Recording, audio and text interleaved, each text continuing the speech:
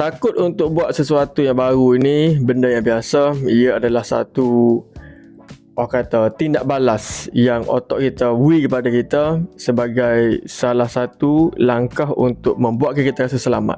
Bila kita kecek pasal perubahan, benda yang pertama akan mari dalam hati kita adalah rasa takut. Dan takut ni ada dua. Takut dalam zon selesa dan takut dalam zon berkembang. Takut dalam zon selesa ni maksudnya takut yang membuat kita tak berubah. Manakala takut dalam zon perkembangan ni, takut yang membuat kita ni lebih hebat, lebih mahir dalam satu benda, lebih pandai dalam ilmu pengetahuan.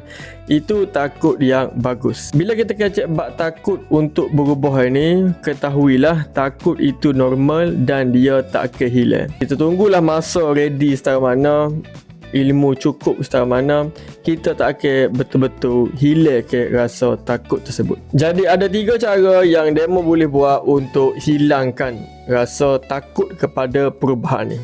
Yang pertama sekali, royak ke diri sendiri, lah ni aku takut tapi aku pilih untuk bergerak dalam ketakutan berbanding tak gerak tapi aku tak berubah apa-apa.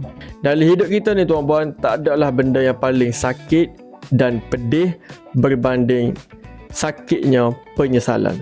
Lah ni kita mungkin ada masa, kita ada usia, tapi bila kita tua esok, bila kita tengok balik kehidupan kita yang lampau, waktu muda kita yang kita sia-siakan, masa tu penyesalan akan kuat sekali menghantui kita. Orang Mak Saleh suka panggil benda ni pain of regret versus pain of discipline.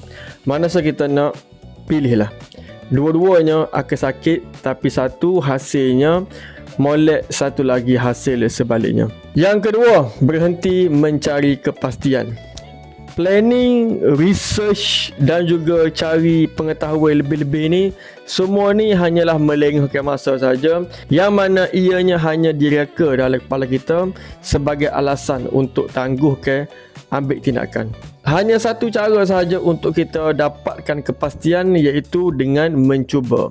Lagi banyak kita cuba, lagi banyak kita gagal, lagi jelas apa yang kita nak. Supaya kita minta kerja ataupun kita nego untuk dapatkan seorang customer, kita kena jumpa dengan ramai orang dulu, baru kita berjaya jual satu produk. Kita kena hantar resume kat banyak syarikat, baru akan jumpa seorang syarikat hak respon dan panggil kita untuk kerja. Tak ada orang lagi di atas dunia ni hak berjaya dengan hanya merancang. Merancang haruslah diikuti dengan tindakan. Baru apa yang kita rancang itu menjadi. Dan dalam bab nak berubah ni tuan-puan, merancang nombor 2. Nombor 1 adalah tindakan. Kita bukanlah tak cukup pengetahuan, tapi kita tak cukup usaha untuk tolak diri kita ke arah hidupan yang baru. Nak tahu betul ke tak seroyak ni? Tanya balik diri demo. Demo tahu tak gapo yang perlu buat untuk capai matlamat? Dan demo tanya pula diri demo sendiri, adakah demo dah buat 100% apa yang demo dah tahu tu? Kita suka tunggu detik dan saat yang perfect. Kita suka tunggu waktu yang sesuai untuk mulakan sesuatu. Padahal untuk dapatkan masa yang sesuai tu, kita hanya perlu berlatih. Berlatih mencipta kesempurnaan. Yang ketiga iaitu tukar identiti diri. Kalau dulu kita suka hukum diri kita sendiri, contohnya kita gagal dalam buat benda, kita terus label diri kita ni sebagai gagal. Kita terus anggap diri kita ni tak layak untuk capai benda tu.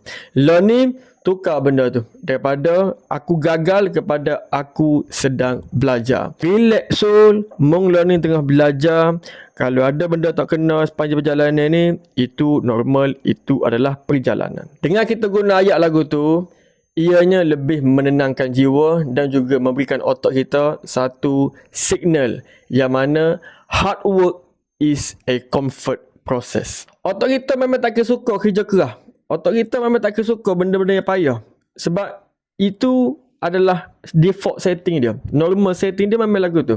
Dia suka benda yang sistematik, benda yang rutin. Sebagai contoh, tengok kita hari-hari.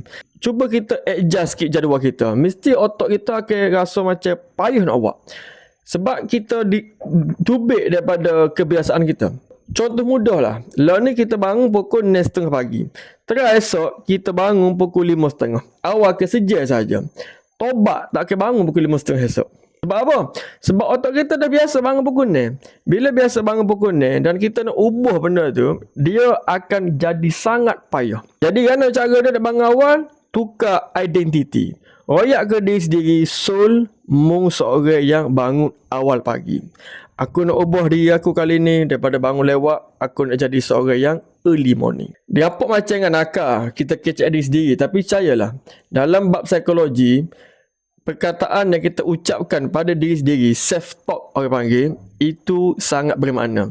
Sebab apa yang kita cakap, apa yang kita ulang, itu menjadi kepercayaan kita. Kalau kita ulang kita ni orang yang negatif, lama-lama otak dan hati kita akan selari. Dia percaya yang kamu adalah orang yang negatif. Tapi bila kita hamburkan kata-kata positif, kata-kata bermakna yang mencerminkan sahsiah dan jiwa yang insan cemerlang, kita akan jadi orang yang kita sebut kata. Dan dalam usaha kita nak berubah ke arah hidup yang baru ni, akan ada benda yang kita buat berjaya, akan ada benda kita buat tak berjaya. Hak mana tak berjaya tu, jangan kita gaduh, anggap ia sebagai gagal dan terus give up. Dan yang mana kita buat berjaya tu, raikan. Sila raikan kejayaan kecil yang anda dah capai. Kalau demo berjaya bangun pukul 6 pagi ni, walaupun tak capai target demo 5.30, tapi demo bangun pukul 5.45, okey, raikan. Even kalau demo bangun pukul 6 sekalipun, setengah jam lewat daripada target asal, pun raikan juga. Ucap tahniah pada diri sendiri. Dan kalau demo nak reward diri, reward diri. Beli benda-benda yang dia rasa dia nak selama ni. Okay, jangan benda mahal sangat, benda yang dia mampu beli. Semua ni bertujuan untuk bagi signal kepada otak kita yang gapo aku buat ni suka.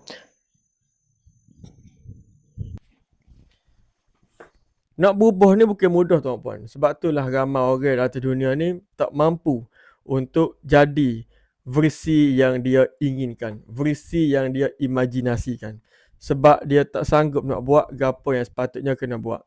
Dan jujur saja, perjalanan untuk dia mau berubah ni tak akan jadi perjalanan yang indah, tak akan jadi perjalanan yang mudah. Tapi kalau dia mau berjaya berubah, ia akan jadi perjalanan yang dia mau sangat ingat sepanjang hidup. Tua esok dia mau masih lagi ingat, dia mau flashback dengan saing-saing, dengan family dia mau, tentang gana demo daripada dulu seorang perokok, lah ni demo berhenti rokok. Tak pada hari ni, bawa kita mikir panjang, ambil dulu tindakan kecil, tindakan mudah untuk kita start. Bila kita dah start, dah ada momentum, dia akan automatic gerak sendiri. Selamat mencuba dan sekian.